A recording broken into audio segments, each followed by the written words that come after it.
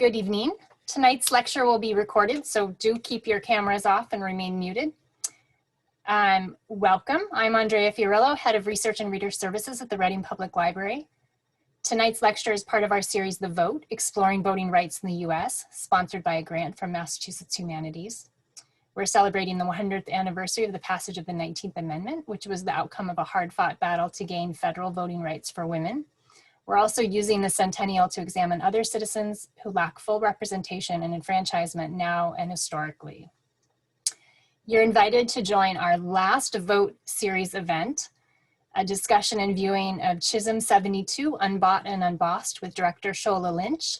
I put the registration up in the chat box so that you can just click into it and register to vote now. That's in like a week and a half, and that is our final event in the series. The Vote's project scholar, Paula Austin, will facilitate that evening as well as tonight's presentation. Austin is Assistant Professor of History and African American Studies at Boston University. She is the author of Coming of Age in Jim Crow, DC, Navigating the Politics of Everyday Life. You can pick up a copy at the library. Please welcome Professor Austin. Hi, everyone. Thank you for having me back. I feel like I kind of live here a little bit. And thank you for joining us tonight. So I'm gonna share my screen so I can show you some images.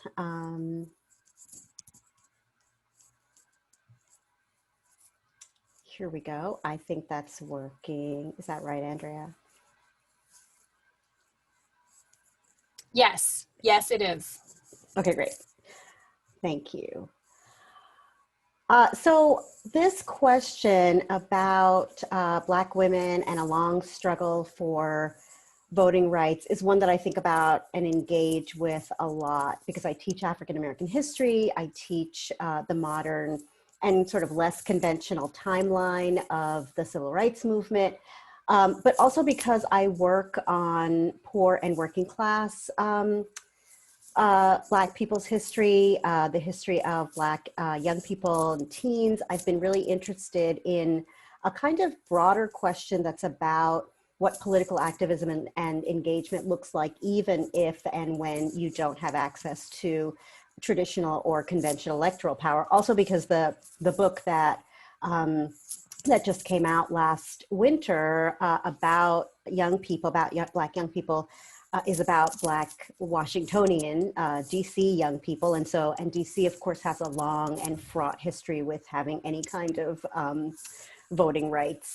So I think I was always interested, I've been interested in kind of this, thinking about this question. And I think when we think about this question of what does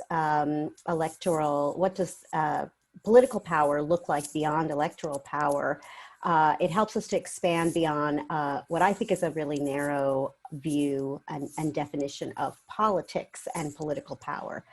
So the question for me has been, what is the political power of the unfranchised? And because I know we like books, I was thinking, well, when I started thinking about this question and I wanted to sort of think about political activism and politics writ large when it isn't electoral, what was going to help me do this? And so I read this book, Confederate Reckoning by Stephanie McCurry when I was in graduate school. And McCurry's book, and I can't remember the date on it, but it's her work looked at white women of the non-slave holding class and enslaved women during the Civil War, and specifically white non-slave holding women who were part of the Confederacy. And her work really helped me define politics more broadly. And one of the things that I took away from McCurry's work was thinking about political activism and politics as engagement with the state and engagement with state authorities, so whether through the vote or otherwise. So, and I'm happy to talk more about this definition because I think this definition has helped me think about political power and political activism in a very sort of non-traditional way. So tonight, I was thinking to build on the work of Tina Cassidy, to build on Julian Go's presentation, to also build on the conversation that I had last time I was here with Lauren Santangelo on the use of space and organizing. And I wanted to highlight some Black women and some Black young people who engage with the state to either reject the confines of oppression or to fight for the expansion of democracy, which is how I think about the fight for the franchise. But I thought I would start in our contemporary context and talk about the work of mutual aid societies. And in many ways, I see mutual aid societies and the organization of mutual aid societies in our history as the way that women generally, and then Black women in particular, become engaged in a conversation with the state and with state authorities, and engaged in political activism in a lot of the kind of early sort of pre-revolutionary and then post-revolutionary and into the 19th and 20th century communities. And, you know, the concept and the actual thing of mutual aid societies has really reemerged prominently in this last, 7 months or however long we've been inside of this public health crisis in so many communities, including here in Massachusetts. And these two folks that you see here, Miriam Kaba and Dean Spade, and these are two of their publications. Missing Daddy is a children's book that, because I know we like books, Missing Daddy is a children's book that Miriam Kaba penned, and this is Dean Spade's book. Dean Spade's book, I think he has a book that came out in 2015 called Normal Life, Administrative Violence, Critical Trans Politics, and the Limits of the Law. So Kaba is an organizer and an educator. She founded a grassroots organization called Project NIA that works on ending youth incarceration, and she co-organized the Just Practice Collaborative, which is essentially a training and mentoring group that works with communities to create sustaining practices of community-based accountability and support structures for everyone really involved in incidents of sexual, domestic, relationship, or intimate community violence. And her children's book, Missing Daddy, is about a young person whose parent is incarcerated. And she is, I think, at Barnard Center for Research on Women as part of their social justice initiative right now. Dean Spade is a trans activist, a lawyer. He, I think, is a associate professor of law at Seattle University Law School. But Spade founded an organization called the Sylvia Rivera Law Project. And I'll talk a little bit about Sylvia Rivera later if I have time. I feel like I prepared a lot of material because there's so much that I could share with you tonight that I think I will not have time to do, and I will stop myself at some point, or Andrea will stop me. But so Sylvia Rivera Law Project is a nonprofit law collective that provides free legal services to trans and gender nonconforming people who are low income and people of color. And it is a New York, its headquarters is in New York. But anyway, I was watching them recently, and I think recently is maybe 5 months ago or something, on a Democracy Now! Segment, and they were talking about activism and political engagement, and they were looking at the current public health crisis moment, and they were talking about folks creating information hubs, gathering data about what people needed, and gathering folks to meet some of those needs, and kind of talking about these mutual aid networks that were re-emerging in so many communities really across the country.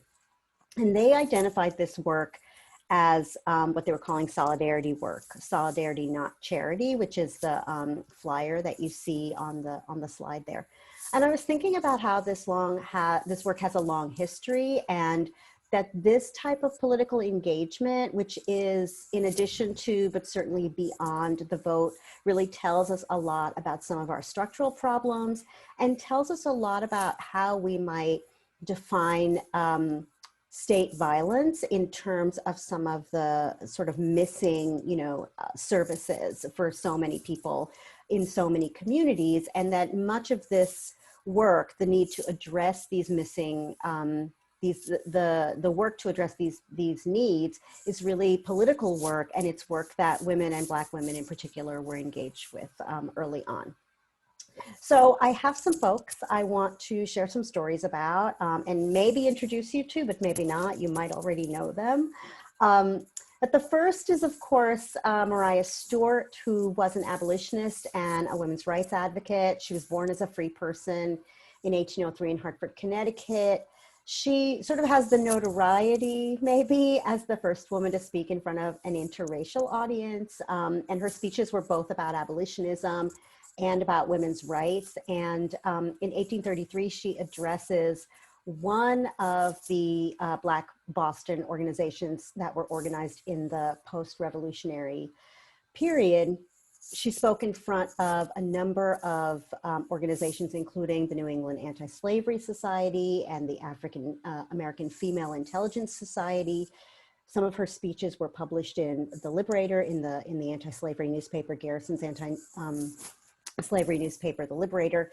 She very publicly called for uprisings amongst the enslaved. She called for economic justice for Black working people, both men and women, and she called out Northern racism, which at the time was a pretty important, pretty significant thing for a woman, and then certainly a Black woman, to be doing. And so the publication, the Meditations publication you see there on the left, is one of probably just a handful of materials that Mariah Stewart published. On the right is a statue of Harriet Wilson. I think this statue is in Bicentennial Park in Milford, New Hampshire. But so Wilson was born in New Hampshire. She was about a generation younger than Mariah Stewart.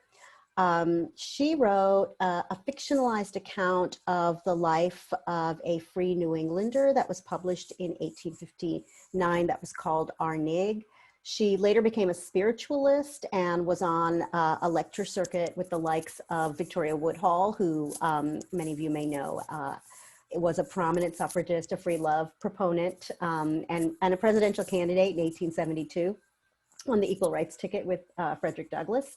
But so Wilson was on this circuit, and she spoke about things including labor reform and education. And then the person in the middle of the slide, you may also know, Sojourner Truth. This is her carte de visite.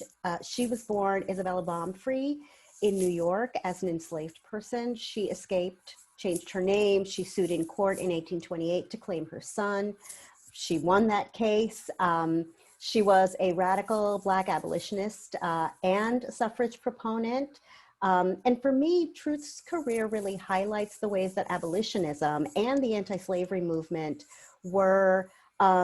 became a political movement that grew sort of a cohort of women activists and women leaders. So both white and Black women leaders. And of course, we know that Seneca Falls, the Seneca Falls meeting happens in 1848, sort of in the midst of a really contentious time over the continuation, the conditions, et cetera, of the institution of slavery, but also in the middle of a pretty intense abolitionist campaign.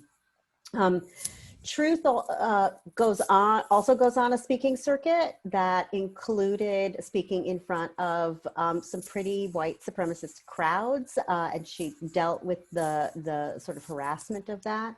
She would later work on recruiting Black soldiers for the Union Army during the Civil War.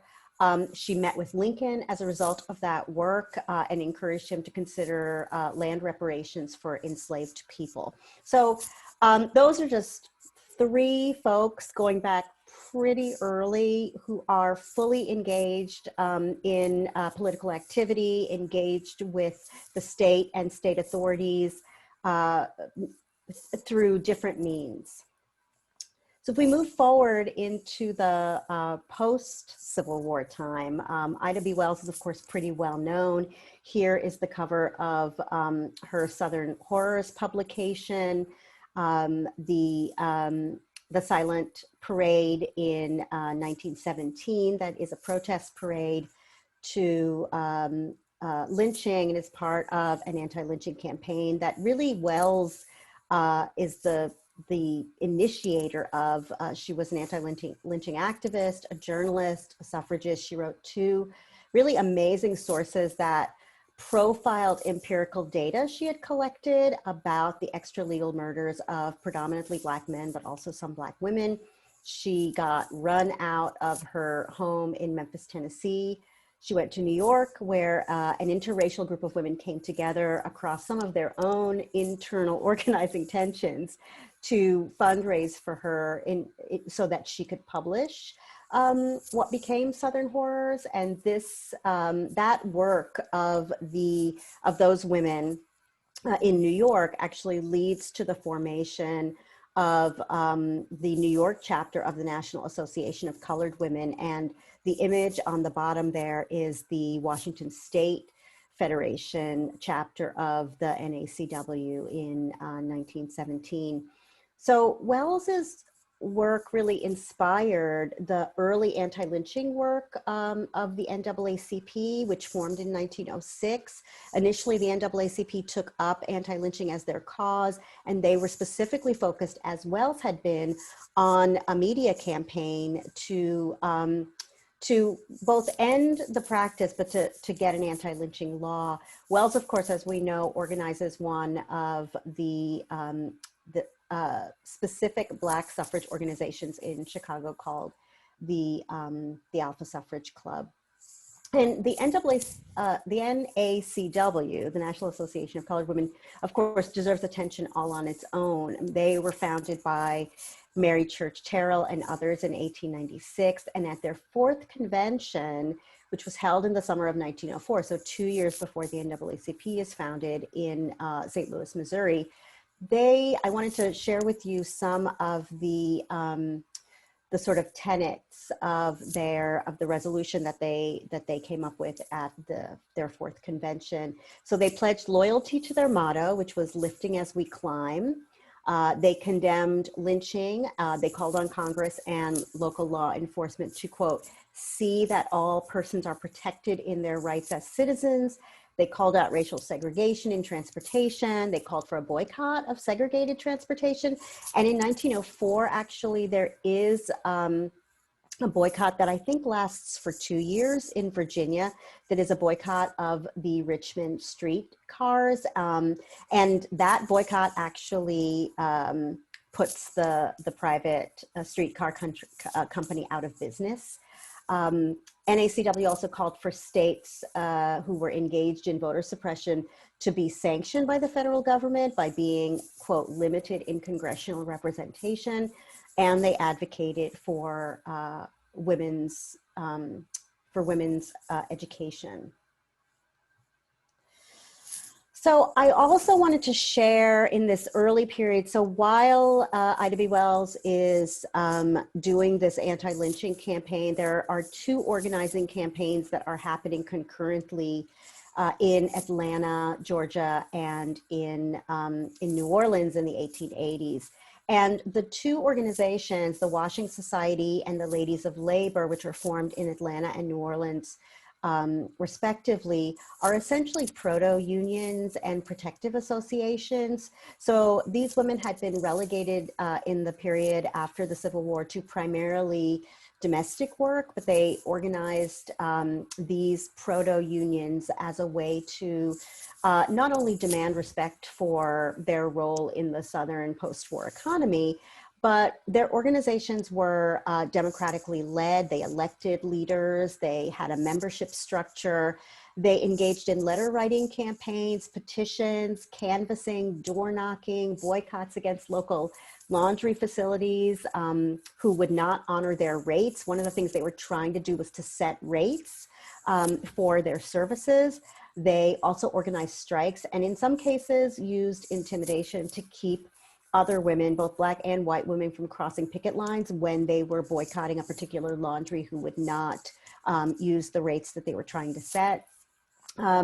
They advocated to the city council, and when the city council pushed back with some counter demands, they used their social networks and their social spaces They rallied, they marched, they made public speeches. Sometimes they damaged property. There are a couple of laundries that got like their doors knocked off or their windows broken.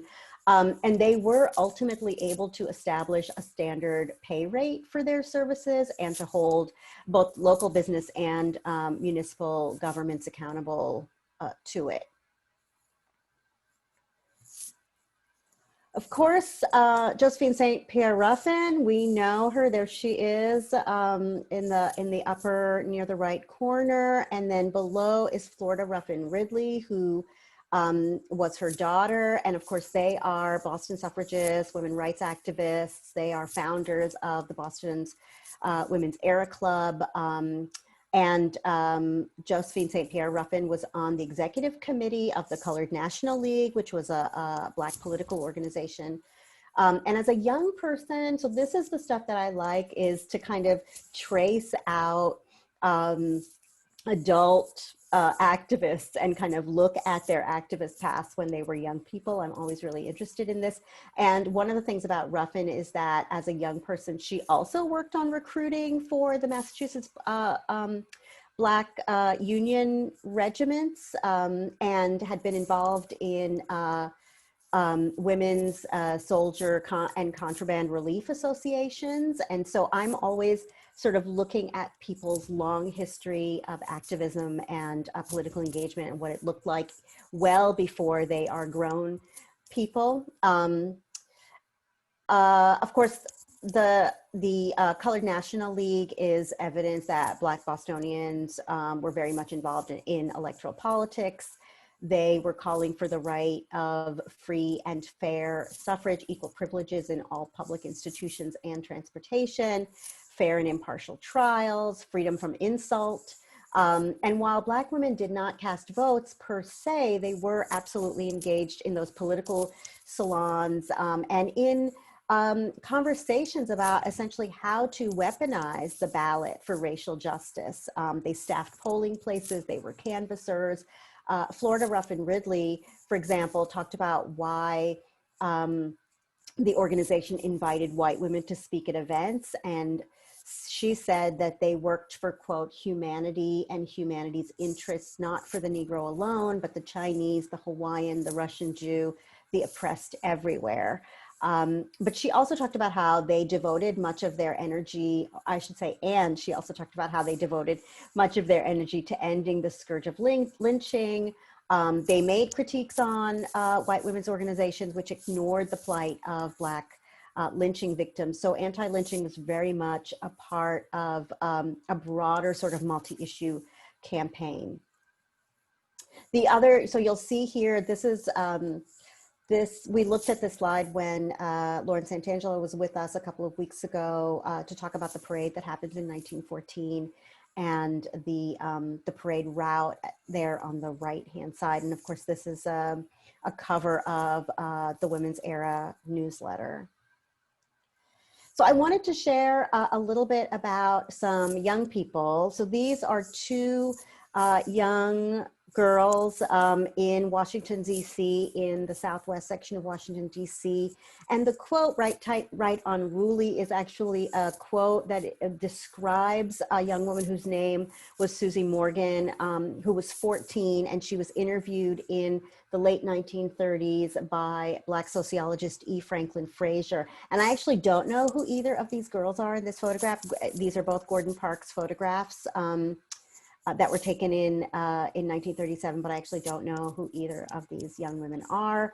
But to me, they represent a possibility of Susie Morgan. And the story I want to tell about Susie Morgan really is about her engagement with state actors. Susie Morgan is growing up in Washington, D.C., racially segregated Washington, D.C. in the late 1930s. She's 14 when she's interviewed.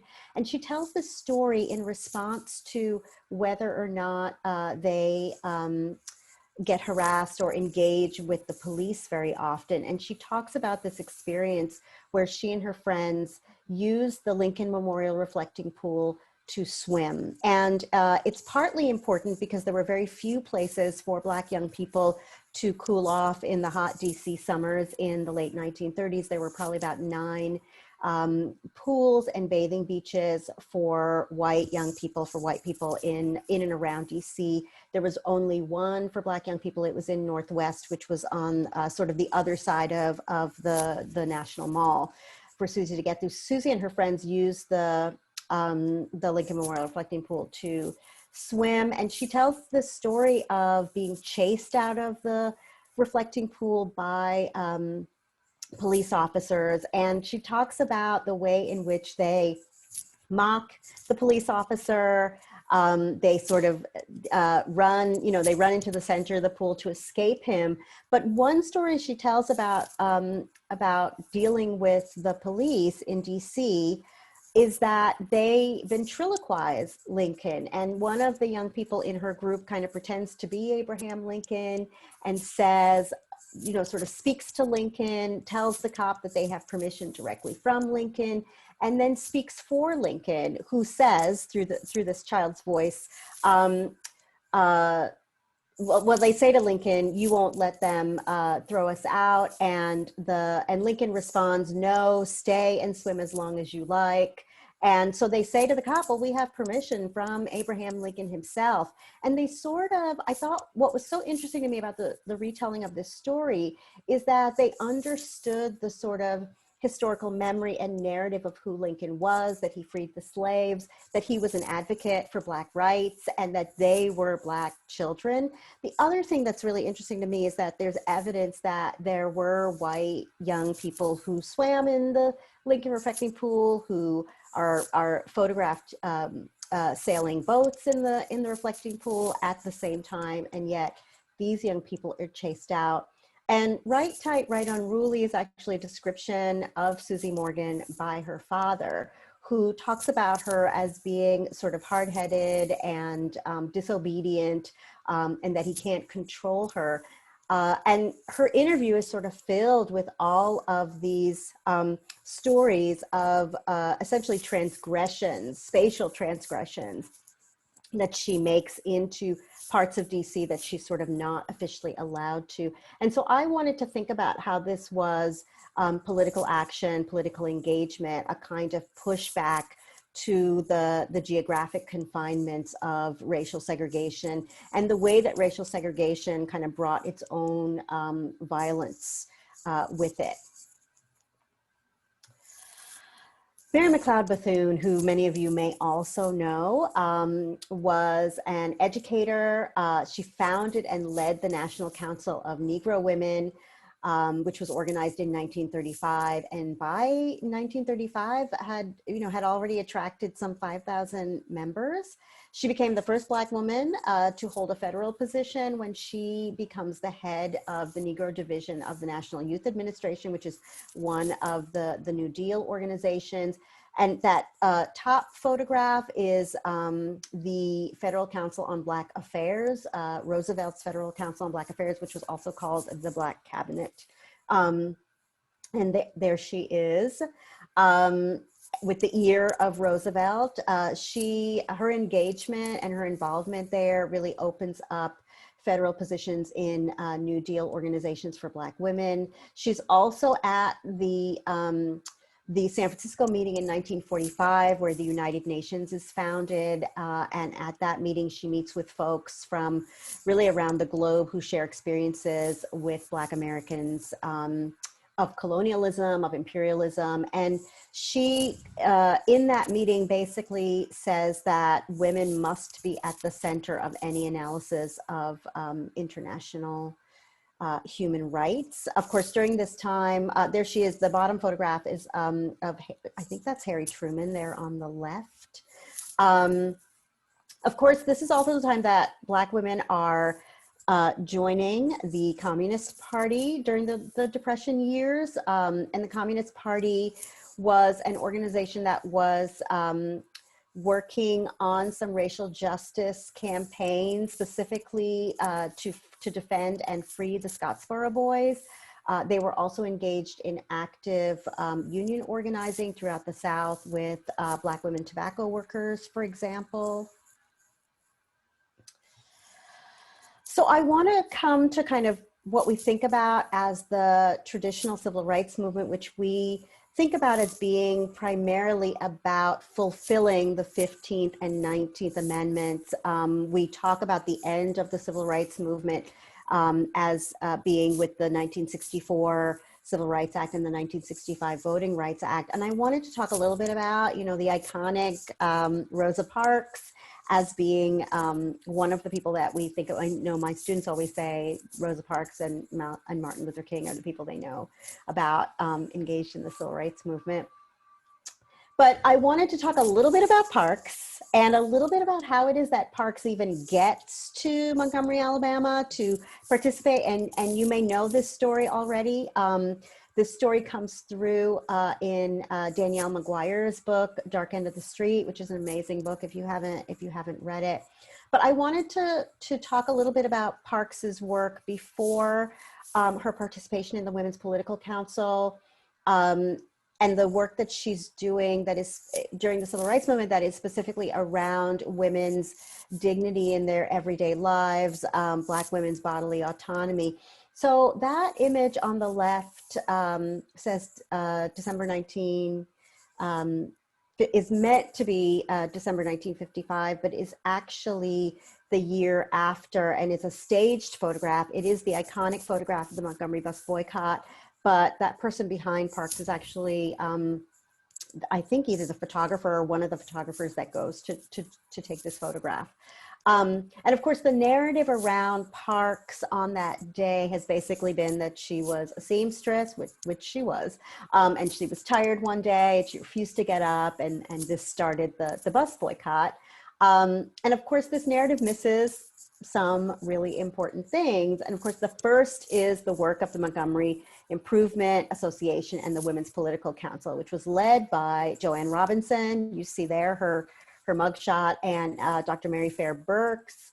And for several years, the Women's Political Council had been working on political education, a letter writing campaign to try to get not integration specifically on the buses, but safe and equitable bus rides, increased routes in Black neighborhoods. So for example, one frequent practice was that you paid at the front of the bus, but of course you had to get on at the back of the bus, and sometimes out of just sheer mean-spiritedness, the bus driver would drive away after women had paid in the front.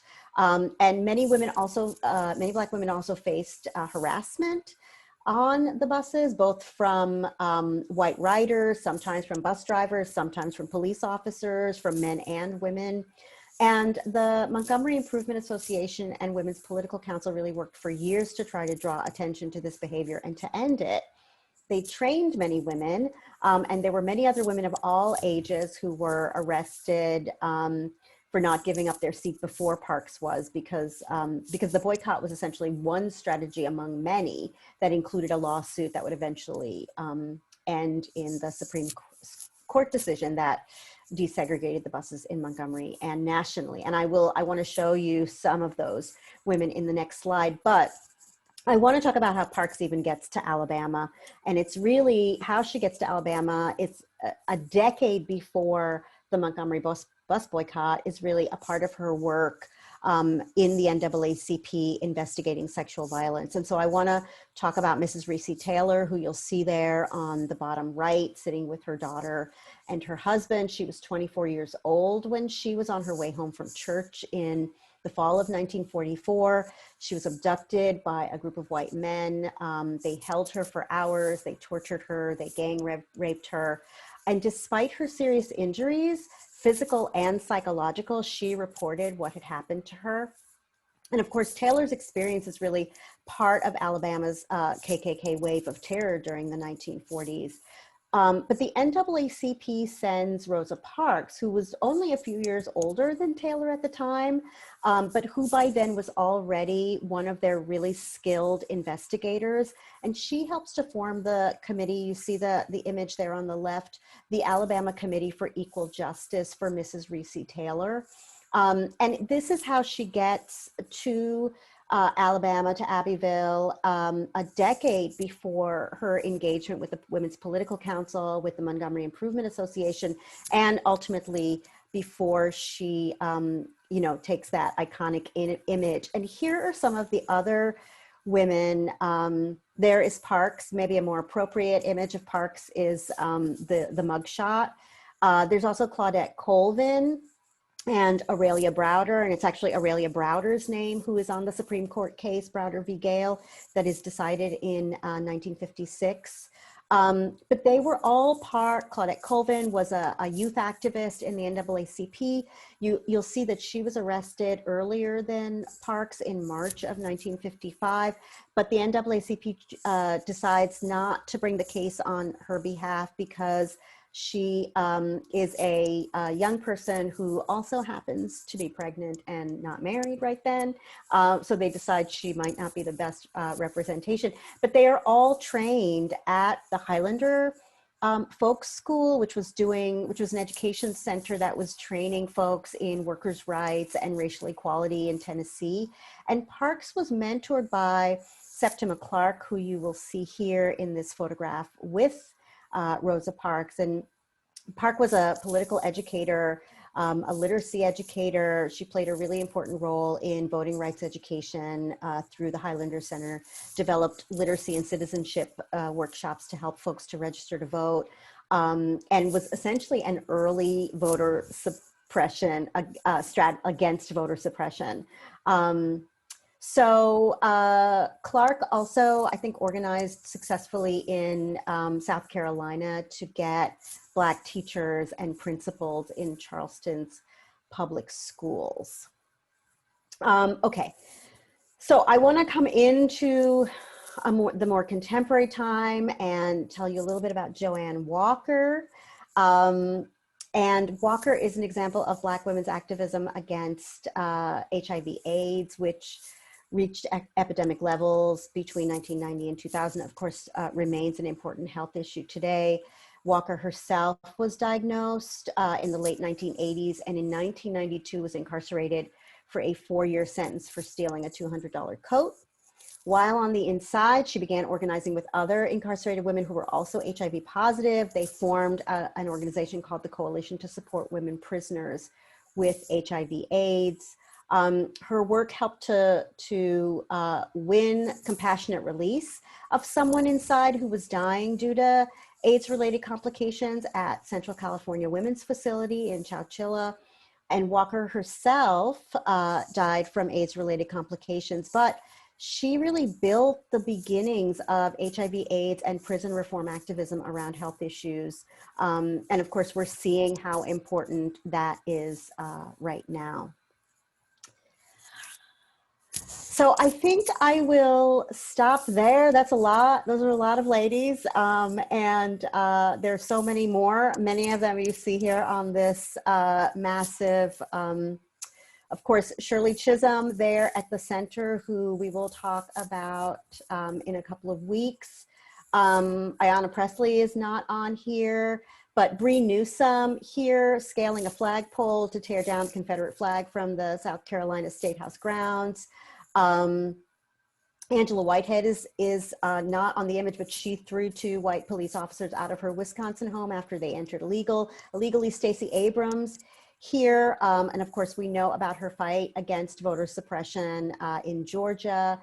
Other Black women, activists, athletes, artists. Kara Walker is here on the bottom with her enormous sculpture that she did.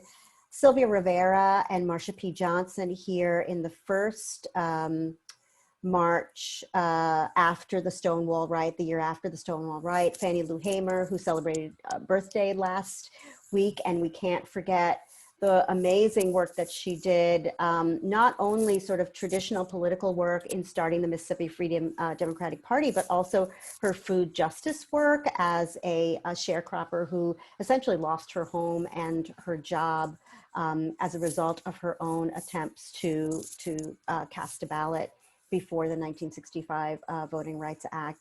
There's so many other folks, Johnny Tillman and the National Welfare Rights Organization. I could just keep going on, but I will absolutely stop myself right now.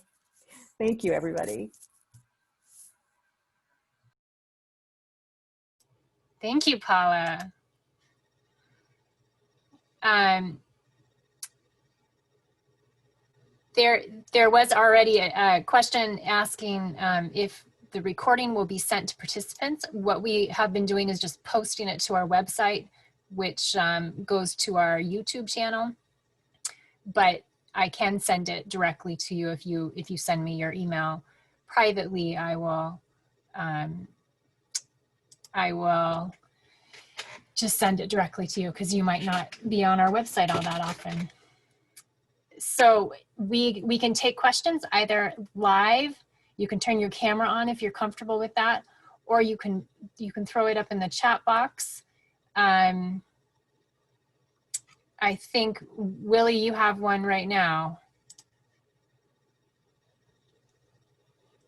I can't watch a program without having a question. So Professor Austin, thank you so much for coming today. And in every one of these, I've thanked the Reading Public Library for hosting a program that's taught me so much. I do that again here.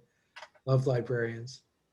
You know, I really loved the story that you told about the kids that just wanted to swim in the pool. And it, of course, reminded me of another iconic moment when folks were trying to swim together interracially. Remember, the motel owner went around and dumped bleach or something in the water. But the thing I remember is when Mr. Rogers, you know, went on his show and he sat with Officer Clemens and they shared the same foot pool. And to me, looking back, it was an important statement of allyship. You know, it seemed to me that Fred Rogers, he was a minister. The kids watching the show probably didn't know, but you know, his sort of moral integrity, but also his majority stature to make the moment safe, at least within the show, for what was happening. And I'm really struck by, looking backwards, so many of these incredibly strong women that I've learned about in this series, I don't really see the white allies there, you know, at all. And it might be, you know, of an historical nature that they just didn't have any, but it makes me wonder about the role of allyship, and does it help? I hope it makes sense when I ask, does it weaken the situation by saying, okay, we need other folks who are in the majority to help us get our message forward? But that striking lack of allies looking backwards is really apparent. You know, I remember Marlon Brando marching and other folks like that using their celebrity, but those types of individuals seem to be pretty exceptional in the photos that I've seen. I'm going to say that I don't know that well, this is a hard question. And I think that allyship is absolutely there. There is no way that the movements for social justice, for racial equality, for economic right, for all of the sort of social movements that we know about historically would not have made any kinds of gains had there not been coalitions that were cross-racial, cross-class, you know, multi-generational. I mean, I think that is what I know about social movements, and what made them go is absolutely about the building of those kinds of coalitions, right? They're across organizations that might have different demographics. I mean, one example I can tell is about a movement to get rid of the 3 strikes law in LA, and Ruth Wilson Gilmore writes about this in one of the chapters for her Golden Gulag book, which is essentially about kind of the building of prisons and the sort of mass incarceration in the state of California. But she talks about these 2 organizations that have that are predominantly women. They're mostly people who identify as mothers. They all have kids who are either in street gangs or incarcerated, you know, have gotten in trouble in some way in a particular community in LA. And she talks about the cross-racial work that the organizational work that they're doing in order to fight the 3 strikes rule and to eventually not get a local jail built. That was sort of, you know, some of that was appealing to some of them in terms of getting their family members closer to them. So I think I would say I don't know that we've done enough. I think this is one of the weaknesses of the way that we look at social movements. This is something that I try to do better in my classroom, but it's about really having to bring together different kinds of sources, different kinds of primary sources, right? Different kinds of image, to look at different things when we're looking at images from those, because I think in all of the movements that I know about, those coalitions were absolutely built. They were leveraged at different times, right? They were for particular reasons. There might have been people involved in slightly different campaigns. I mean, I'm thinking about what we call the Black Power era and the ways in which students who were anti-war students, who were predominantly white students, I mean, students for a Democratic, I'm trying to remember SDS, but yeah, so like we had predominantly white anti-war groups, we had sort of, you know, Black Power organizations, but we had coalition building that were, and people were doing, you know, they were working on slightly different campaigns, but at different moments kind of came together and supported each other. I'm thinking of like the Black Panthers, allying with, you know, showing up around disability rights, because there were Panthers who were also, you know, disabled. So I think that stuff is there. We just don't, I don't know that we're telling the right kinds of narratives around social movements, is what I will say. I think it's hard to be thorough in our histories because we can hardly keep the big picture, let alone the details in our minds, right? So not everything gets through. So I would like to go back to your definition of politics as interacting with the state, because you used a lot of examples of people using political voice who did not have voting rights or representation or official channels of political power, and yet were able not just to organize, but to make meaningful change with all the labor movements, the boycotts, obviously. So I guess, you know, the narrative of suffrage is often one of not having power, but I like how you turned that a bit to show the wonderful stories of people using power when they weren't granted it. And I think people then will say sometimes like, well, oh, so then voting is not important. And I absolutely am not saying that, but I am saying that there were ways that people not just had their voices heard, but pushed back against some of the sort of confines of political structures.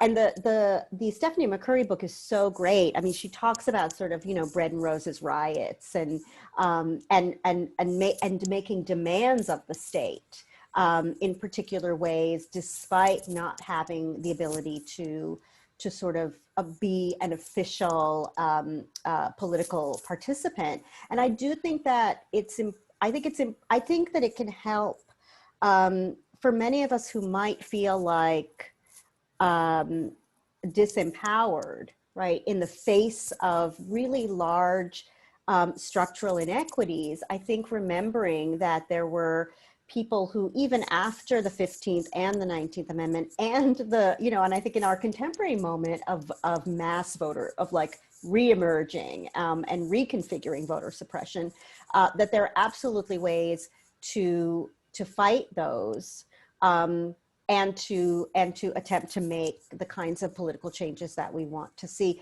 And I mean, the other thing I was thinking about is, because I was reading something for class recently about a kind of shift in political organizing and the kind of multiplicity of political organizing that is sometimes about disengaging from interacting with the state. And so staying, like, well, I know this structure is never going to change. I'm just going to kind of remove myself and, become a maroon to this society. And then other political organizing and activism that is about an attempt to change those structures. And I do think there are lots of different ways to change those structures. And then some lead to others. So I don't ever want to say the ballot is not important, given the history that we know, the long history that we know that was about the expansion of democracy and democratic rights in terms of accessing electoral power.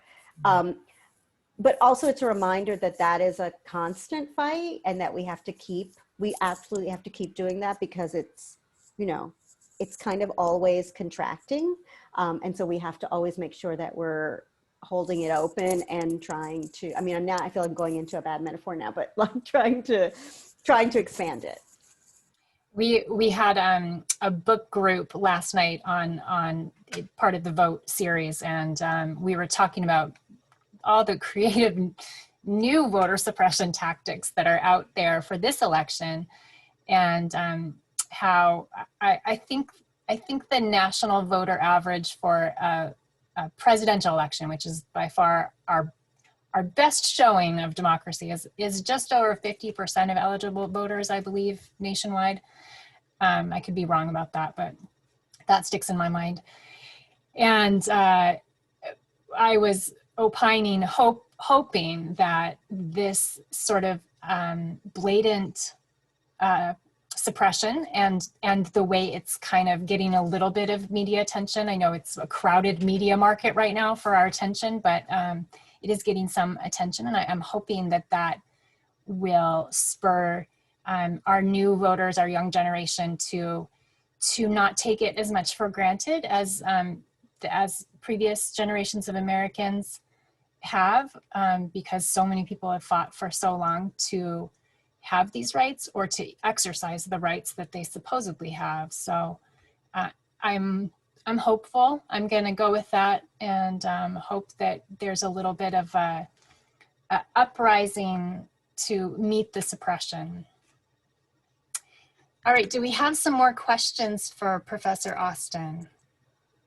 I'll just say, certainly seeing all those people standing in line for that long, people of all ages, I mean, tells us about the commitment to making sure that that democratic act remains accessible. Absolutely. I went to track my ballot today to find out the status of my mail-in ballots. So that's new. I've never done that before, but lots of anxiety about where that ballot is. It's on its way. It was mailed yesterday. All right, do we have any other questions?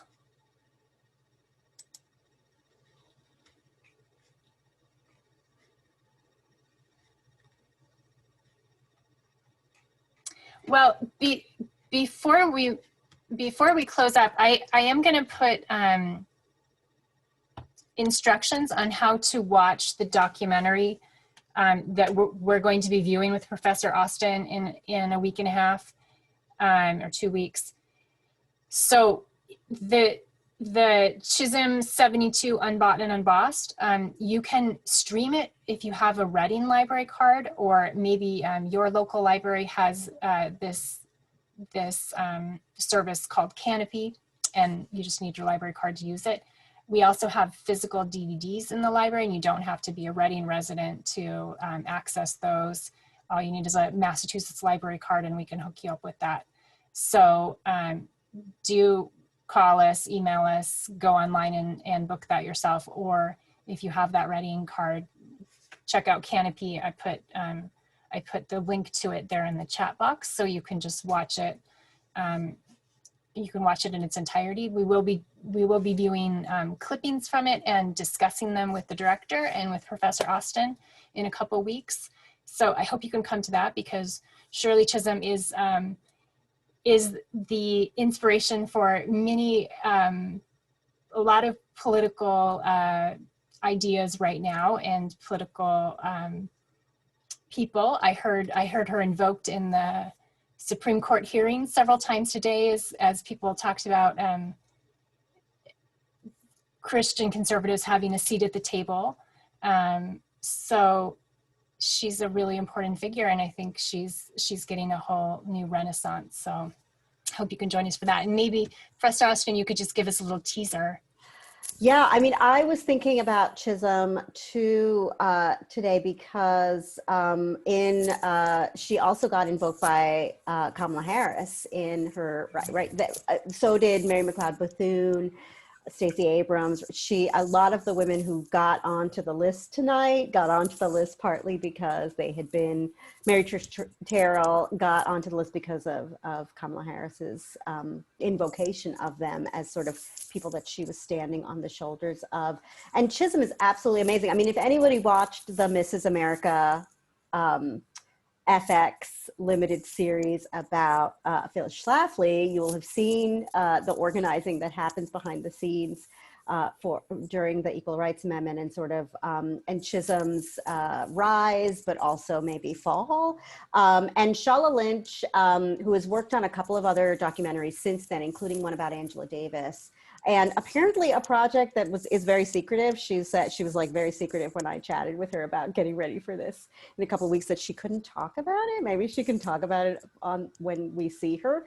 But her, her commitment was to really draw out the political savvy of Chisholm in that film because of the ways that Chisholm had been portrayed as, sort of not being fully aware of kind of the way that that political world worked, which of course was not true. She had been in the House of Representatives. She'd really fought to get that election, to get elected for that House seat. So I think one of the things that Shala really does amazingly well is to kind of talk about how politically savvy she is, how she really kind of knows her stuff. And I think that comes through in the film. And I'm looking forward to being in conversation with Shala about Chisholm, and I know that one of the things that she talked about is wanting to work on a book to go with the film, just because people, have all of these questions about what the research for that looked like. I think Shala is also going to talk to us about the industry. This is one of the things we talked about when we were chatting, is how hard it is to be making films about, women activists, kind of what all of that stuff looks like. And I also said I would ask her a bunch of questions about some contemporary media. So yeah, she's going to do a lot of work for us that night. Fantastic. And maybe Reading Public Library will be the big reveal for her next project. I do want to say that in addition to the documentary and Professor Austin's book, we also have multiple copies of Shirley Chisholm's biography, Unbought, Unbossed. So if you want to hear her life story from her own pen or typewriter, it was probably a really old timey typewriter back then. We do have multiple copies of that you can come and get at the library as well. All right, so if there are no other questions. I'll just make one more point, that something that Professor Austin just brought up, that it continually stymies me, this sort of battling stereotypes thing, that, a stereotype of women within families, they're the people who take care of everything, who keep us safe, who keep us protected, who keep us heading in the right direction, who take care of us in the worst possible circumstances. And yet when it comes to consideration of women taking a place on the national stage politically, people seem to forget that they've entrusted them with all of those things that they do and that they carry off. And how could they not be suitably poised to take care of the country as well? It's not a question, but that's just always really confused me about the rhetoric. So.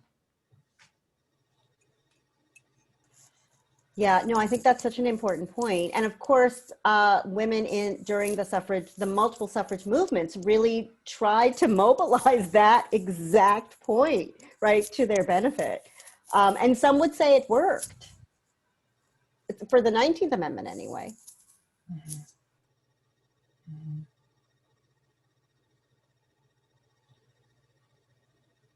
All right, do we have the counter argument that women should stay in the kitchen?